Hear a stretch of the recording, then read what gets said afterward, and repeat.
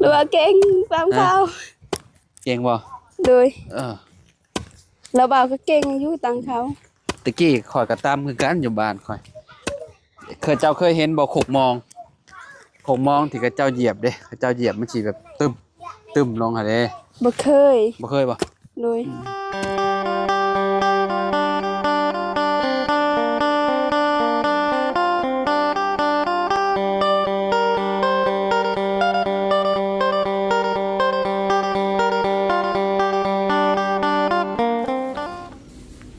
เอากราบสบายดีเด้อพี่น้องปองปายเบิร์ส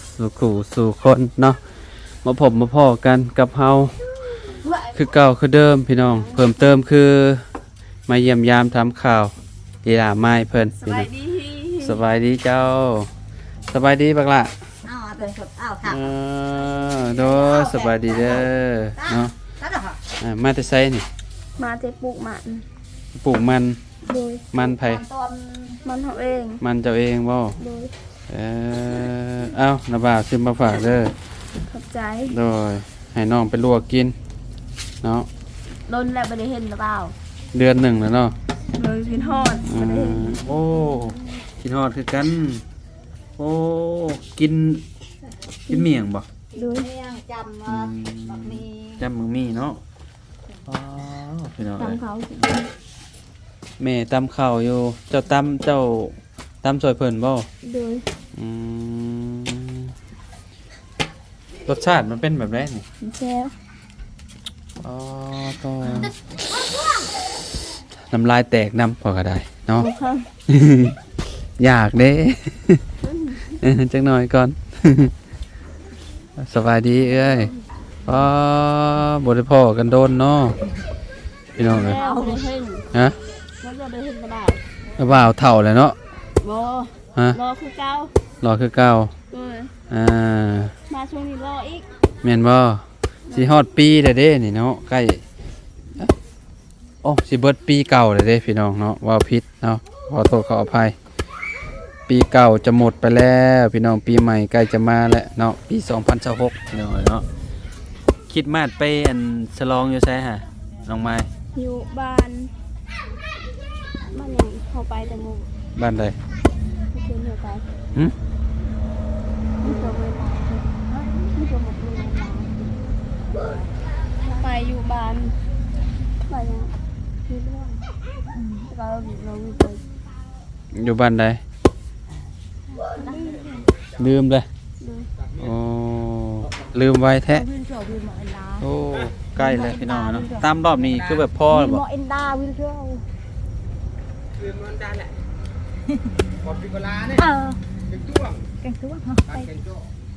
บ้านเก่งจองอ๋อไปเฉลิมฉลองอยู่พุ่นอยู่บ้านเก่งจองบ่โอ้บ้านเก่งจองก็คือบ้านน้องเอ็ดพอแล้วพี่น้องเนาะอยู่พูดเลยเนาะไอ้เนาะโดยเขาไปแต่คือนี่อยู่บ้านประหลาดก็ไปบ้านประหลาดก็ไปบ่โดยเคียงไข่ก็ไปหมดบ้านเก่งไข่ก็ไปข่าวว่าบ้านเก่งทองก็เสริมฉลองได้ไปคือกันไปหมดม่วนอันนี้อยู่ไรม่วนบ่โอ้มาเป็นโมโหอยู่นั้นบานมือ10 โมงมื้ออันนี้คือข้าวใหม่ได้นี่เนาะโดยโอ้พี่น้องเอ้ยเนาะมันบ่ได้แตกงามไหมพี่งามเนาะมันบ่ได้แตกพี่น้องเอ้ยบ่ขนาดตำบักแฮงนี่มันคือยังบ่มิดบ่ค่อยฮักปานใดเนาะมันงามมันอีเท่านี้กินเบิดจักสอบเลยข้าวใหม่นี่เฮ้ยหลายสอบแล้วแต่สิหมดหลายสอบแล้วหลายคนกินเนาะ8 คนโอ้ตำอันนี้นี่คือแบบมาเธอเดียวบ่นี่นะมื้ออื่นตำไหมบ่มื้ออื่นตำไหมอีกแต่เสาร์ก็ตำตำไหมอีกพี่น้องคือแบบชิว่าจังได้เลยคือแบบมื้อนี้ตอนแรงตำปึ๊บเอาไปมามื้ออื่นตอนเช้ามาตำใหม่อีกเนาะอันนี้จักโลนี่นะ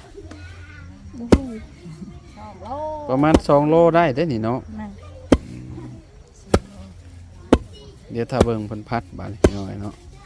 ให้น้องไม้สิพัดให้เบิ่งเนาะบ่ได้เห็นน้องไม้เพิ่นตำข้าวแต่โดนเติบแล้วเนาะ เมื่อโดดก็เมื่อแต่ ไปปลูกมันคุมื้อบ่เจ้านะ โดย เออ หามือแล้ว ขายได้เท่าใดก็มัน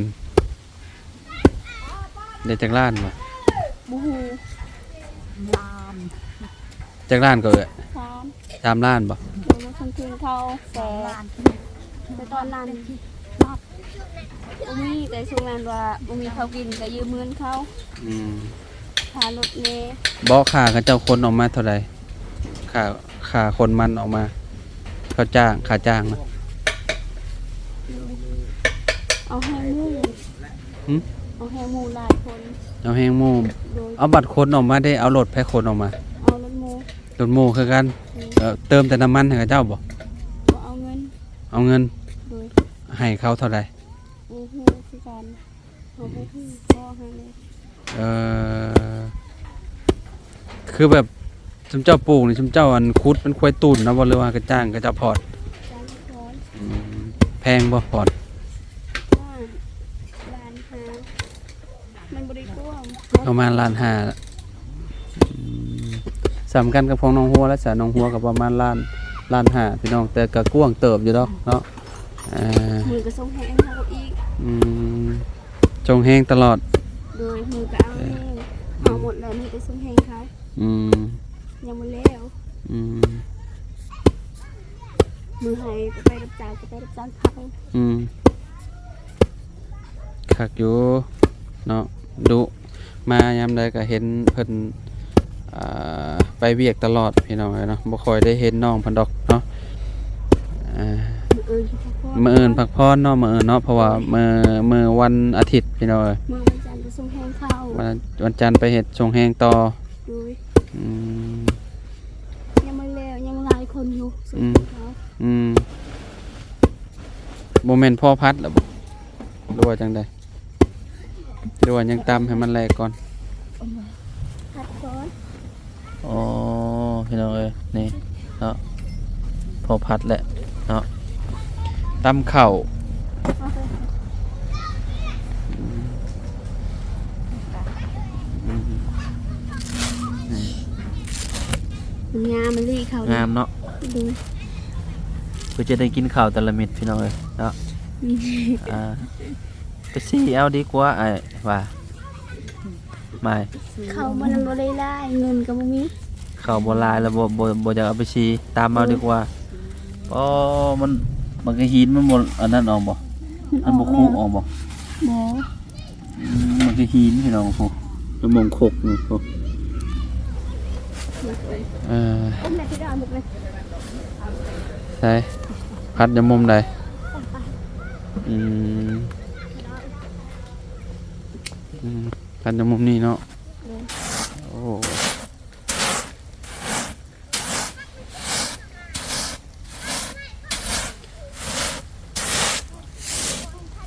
ที่แกบเลยพี่น้องโอ้ที่แกบเอ้าออกไปน้ำบาดนี่โอ้ ออกเน่ ใช่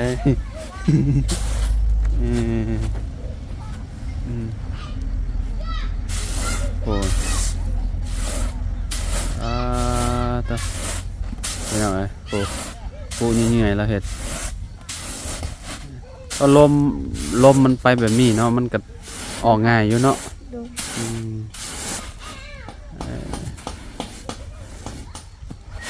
อ๋อ ยังไม่ได้แล้วที่ไหนจะแล้วกัน ตำอีกรอบหนึ่งได้เนาะ ดู พี่น้องเพราะว่ามันยังออกบ่เบิดเลย แต่ว่ามือมามือหน้าให้กินบักแตงมึงเขาเฮ็ดซื้อเนี่ย ใส่หมึกแตง ยังไว้ หมึก ยัง แตง อยู่ อ๋อ แล้ว กำลังปลูกบ่ มาถั่วเขาไม่ปลูก มันทั่วบ่ได้ปลูกบ่ มาปลูก เลยพี่น้องเนาะใส่เบิ่งบ่ยังมีอยู่นี่เนาะ ดู ยังบ่เบิดรอบนี้คือสิเบิดเนาะบัดนี้เนาะ ดูจังไรมันนิดไรอยู่ อ๋อนี่เด้พี่น้องโอ้ตามอีกรอบหนึงก็คือจบเลยบัดนี้เนาะงามมะลิมิดมันบ่ค่อยฮักปานใดเนาะ ดู มันงามบ่ลีครับ ตอนเช้าก็ลูกมาตำกูมื้อบ่น้อง โดย ช่วงนี้ไปขายยังแน่ช่วงนี้นะบ่ ช่วงนี้บ่ได้มีแต่เฮ็ดเวียกมือก็ไปขายมื้อนั้นไปขายมักเพ็ดแล้วก็ขายหน่อไม้ มันบ่มีก็อยู่เพื่อนก่อนเฮ็ดเวียก พี่น้องเอ้ยเนาะคักอยู่เนาะข้าวเป็นข้าวให้พี่น้องเอ้ยเนาะตำมันก็สิหอมอยู่ดอกข่อยว่าเนาะ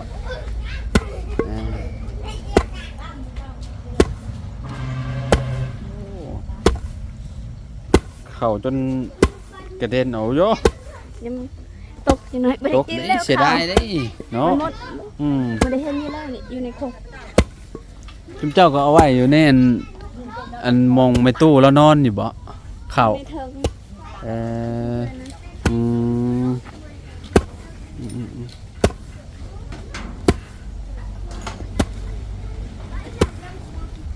แต่ละเฮือนนี่เพิ่นสิมีขกประจำกายแบบนี้เลยเด้อพี่น้องเอ้ยเนาะเฮือนน้องไม้อันหนึงเฮือนน้องอ่าเฮือนชาวเพชรเนาะเฮือนน้องน้ำก็มีคือกันพี่น้องขกเนาะมีเบิดขุกถูกหลังคาพี่น้องเอ้ยเนาะโอ้ยูนใช่เลยเนาะพี่น้องเอ้ยสุดยอดเลยเนาะคือเขาเคยตำขมือแล้วโบจากเมื่อยปานได้เนาะน้องไม้เนาะ ดูมือแต่เฮ็ดเวียกมือก็เมื่อย อืม กดได้อยู่ อืม บ่ได้ตำก็มีบ่มีข้าวกิน อืมโดยเนาะแข่งอยู่ได้พี่น้องเอ้ย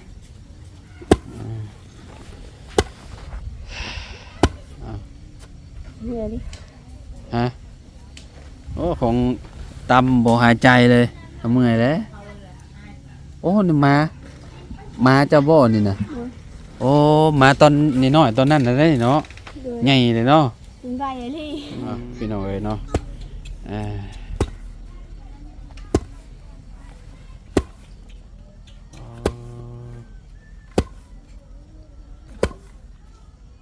พวกหน่อไม้อันน้ำหมอกกับบ่ค่อยหลายบ่ส่วนนี้ บ่มีแล้วไปหาก็ได้สมพอกิน หึ ไปหาสมได้ก็พอกินทำนั้นก็ได้อยู่ พี่น้องเอ้ยเนาะยังบ่แล้ว ยังบ่แล้วบ่ ยังหน่อยก็แล้ว จังหน่อยก็แล้วเนาะ โดย มาดูนะบ่าวสิตามน้องเบิ่งแต่ว่าสิโพ่งออกว่ายักนี่เนาะ แล้วว่าก็เก่งดิ เอ้าเป็นมือกล้องให้แน่จักบาทใช่ พูดแล้วว่าเก่งก็รีตามหรือว่าเก่งตามเขา เก่งบ่ โดย เออ แล้วบ่าวก็เก่งอยู่ตามเขา ตะกี้ข่อยก็ตามคือกันอยู่บ้านข่อยเจ้าเคยเห็นบ่ขกมองที่เขาเจ้าเหยียบเด้เขาเจ้าเหยียบมันสิแบบตึมลงหั่นเด้ บ่เคย บ่เคยบ่ โดยแถวบ้านเฮาบ่มี โอ้เพื่อนออกมาแล้วพี่น้องเอ้ยโยบ่ได้เด้ไม่เอ้ย บ่เป็นหยังดอก เพราะพี่น้องเอ้ยย่านมันกระโตนออกอันนี้เพราะแห้งพี่น้องเอ้ยเพื่อจะได้กินข้าวเนาะ โดย พี่น้องแม่นธรรมดาตามกูมือนี่กล้ามใหญ่แล้วนี่ ให้งานมันใหญ่โลด กล้ามใหญ่แล้วมาตามกูมือนี่โอ้โจโป่งเอาเลยเขาตามแรกๆนี่พี่น้องเอ้ยเข้าโอ้ก็แต่ครบเราเห็น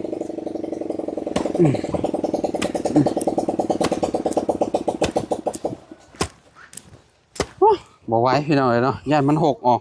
ย่านเสียเข่าแล้วซื่อๆฮะ จะสิแตกตาม ย่านเสียเข่าซื่อๆพี่น้องเลยโอ้ เก่งอะลีหรือเปล่าตำน่ะ เก่งบ่ โดย เก่งอยู่บ่ เก่ง จับแป๊บเดียวเนี่ยก็จับสากแน่นโพดบ่จ๊ะมือรถอันนั้นพี่น้องแดงแป๊บเดียวมือเจ้าคือว่าแล้วเจ้าเคยอันนั้นเบิ่ง มี เฮ้ก็ธรรมดาเนาะ โดย เปรียบเทียบกันกับของมือข่อยผมแดง เราก็ได้ แดงครึ่งอยู่ เฮาบ่ ข่อย เฮา จ บ่ได้ ำข่อยจับสากแน่นโพดนี่นะ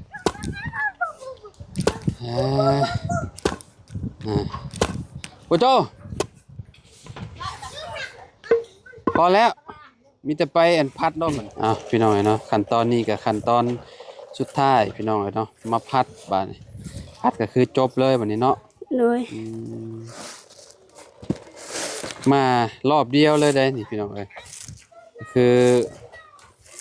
มื้อเช้าก็ตำใหม่อีกเนาะตำกูมื้อเนาะยามเช้ายามแลงเนาะบ่ได้ตำมื้อก็มื้อแต่นั้นไปได้ตำนึงเถื่อบ่ได้ตำบ่มีข้าวกินจังหน่อย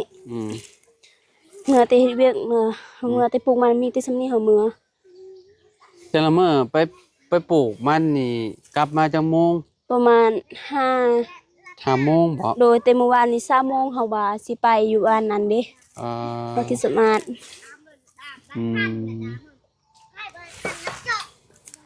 บ่ได้ไปมีแต่5 โมงนั่นแหละสิมื้อมือไปส่งแฮงเขามือก็แต่มื้อนั้นประมาณ7 โมงเขามื้อ7 โมงหยัง7 โมงแลง7 โมงแลงโอ้7 โมงแลงผมมาคือสิค่ำแท้เขาบ่แล้วเด้ว่าบ่แล้วก็ต้องช่วยกับเจ้าติโดยให้เมื่อว่าซอยเขาแน่เขายังบ่ได้แล้วว่าสิทางมันยากใกล้บ่ไปเอาแฮงไปส่งเขามือก็ใกล้มือก็บ่มือก็แถวนี้มือก็ไปเอาแฮงเขาหมดก็สิคืนแล้วเขาเอาใหม่อีกอ๋อกระสอบนั่นบ่ที่ตากเม่นแล้วก็มาตำน่ะโดยยังเหลือซำนี้แหละพี่น้องเอ้ยนี่อันนี้ก็เลือกออกตัวใดที่ว่ามันตำบ่แล้วเนาะเลือกออกจักเล็กจักน้อยก็แล้วแหละเนาะต้มผักกาดอีกบ่มีอาหารกินต้มผักกาดต้มผักกาดโดยไปเอาอยู่ในน้ำห้วยเฮาปลูกแถวบ้านนี่ก็ปลูกคือกันว่าอยากไปอยู่นั่นก็เอาแถวนี้ก็ได้ผักเจ้าปลูกผักกาดงามอยู่เนาะโดยแต่การอยู่พี่น้องเอ้ยปลูกผักปลอดสารพิษเนาะแบบว่าบ่ได้ใส่ปุ๋ยใส่หยังนายเยิงเด้อนายเยิงโอ้ยผักกะลิ้นอยู่นี่แหละพี่น้องเอ้ยเนาะโอ้นี่บ่อนเพิ่นพัดแล้วมันสิอันนี้พี่น้องลายสิมีขี้แก้มลายนี่เนาะไก่เจ้ายังอยู่บ่น้องบ่มีแล้วฮะบ่มีแหละมีแต่เป็ดตัวนึงเดือแต่เป็ดตัวเดียวบ่โอ้ไก่บ่มีจักโตเลยบ่มีโอ้ยพี่น้องเอ้ยเนาะเขาสิตกแล้วบ่มีหยังกินแบบนี้แหละนี่เวลาเฮาพัดข้าวพันหยังมันตกแล้วบ่มีหยังมาเก็บเนาะไก่มันช่วงนั้นมันติดภาคช่วงเส้นประตูแล้วเนาะรถบ่มีอันไก่เลี้ยงเลยบาดนี่พี่น้องเอ้ยบ่มีแล้วต้องไม้ก็ได้เก็บออกพี่น้องเอ้ยเนาะบ่เก็บออกกินบ่ได้ตัวที่มันเป็นกากเป็นหยังหั่นแหละนี่เนาะก็เหลือน้อยเดียวนี่เก็บก็ชื่อว่าจบเลยเนาะเก็บจังน้อยก็หมดเวลาเฮาไปมานี่เฮาล้างเนาะล้างก่อนพี่น้องสลาวน้ำจักรอบ2 รอบก็คือปะให้มันน้ำคือน้ำบัดนี้เนาะมันในหั่นนะเนาะโดยเหลือบ่ได้หลายมันเป็นข้าวใหม่ก็กินก็อ่อนอยู่ดอกพี่น้องเอ้ยเนาะกินก็แซ่บหอมแซ่บอยู่มันเป็นข้าวใหม่นะคะแนนเป็นข้าวเก่าไปแล้วก็อยากแข็งพี่น้องเอ้ยเนาะว่าสิตามนั้นยากคือเขาเด้อเนาะแข็งเด้พี่น้องมีข้าวตัวนี้เป็นหยังมันยังบ่ได้แล้วเฮาตมันตัวนี้ที่ว่ามันเป็นซีๆบัดนี้มันเป็นข้าวป่นบ่เนาะอันนี้นี่ได้มิดว่ามันเด็กแล่ๆนี่ได้เป็นข้าวเฮาป่นว่าบ่ได้ป่นกันก็มีหมดว่าข้างนี้ปลูกข้าวตัวนี้ข้างนั้นปลูกข้าวสีขาวจะหน่อยก็ได้เอาแคมแล้วแคมมันออกลายแล้วแม่นบ่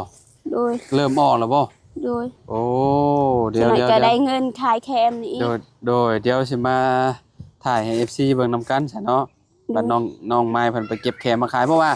ช่วงนี้น้องไม้ก็เบิดแล้ว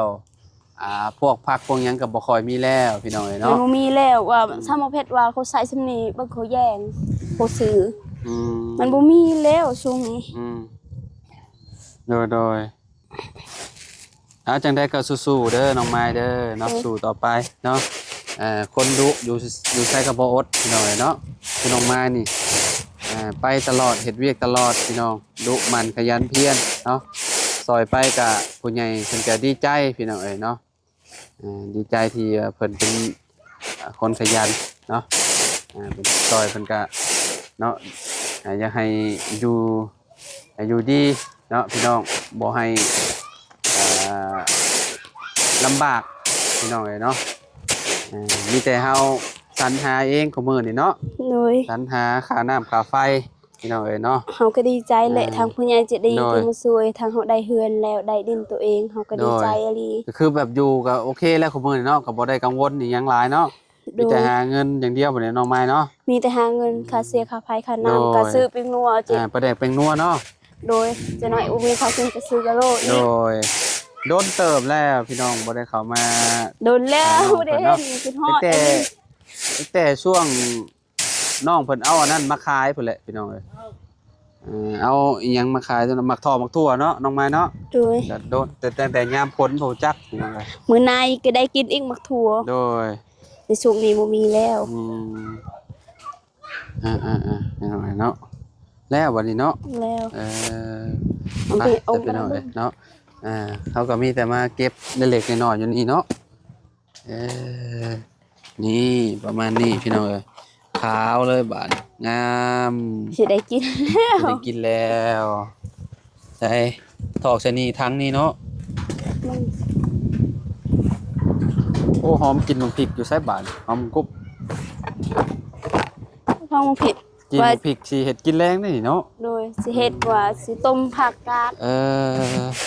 ต้มมีเด้ต้มมีนะบ่าวให้นะเขาสิว่าสิใส่ผักกาดอยู่ในใส่กับมีมันแซ่บ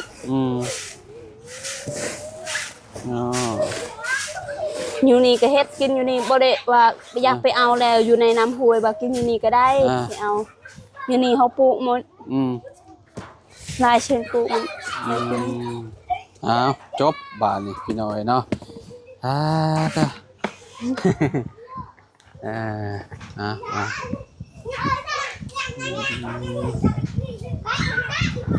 โอ้ดังไฟแล้วนึ่งข้าวแล้วเรียบร้อยเนาะโอเคนะบ่าวไปปะเลยเด้อบ่ได้เด้อเอาไปพบไปพ่อกันใหม่เด้อเนาะอยู่ดีมีแห้งพ่อแม่พี่น้องเนาะมื้อนี้ก็แวะเวียนมาเยี่ยมยามทำข่าวน้องไม้เพิ่นเนาะมีหยังสิอวยพรอวยไส้ให้ FC อยู่บ่ปีใหม่ใกล้สิฮอดแล้วอีกบ่กี่มื้อแล้วนี่เนาะอวยพรให้เพิ่นเด้ออีหล่ะขอบใจเด้อทางผู้ใหญ่ใจดีหมดทุกคู่ทุกคนทาง FC ทางละบ่าวทางทีมงานหมดทุกคู่ทุกคนให้อยู่ดีมีแห้งให้ลาภให้รวยให้สุขภาพแข็งแรงไปสิ่งใดมีแต่โชคดีมีแห้งเด้อขอบใจลีเดอร์ที่บ่ซอยพวกเฮาจนถึงได้วันนี้ขอบใจลีเดอร์ทางผู้ใหญ่ใจดีหมดทุกคู่ทุกคนเด้อทางละบ่าวทางทีมงานทาง FC กดไลค์กดแชร์เด้อช่องเบาลาวนี่เด้อจนสิลืมสื่อกันแหละเนาะโอเคสาไปปะเลยเด้อบัดนี้เด้อเนาะสบายดีเด้อหลานเด้อโดยไปพี่น้องเอ้ยเนาะอยู่ดีมีแฮงFC ทุกๆคนเนาะที่ติดตามและเป็นกำลังใจให้พี่น้องพบพ่อกันใหม่เนาะสำหรับคลิปนี้ไปแล้วพี่น้องสบายดีเด้อพี่น้องเด้อ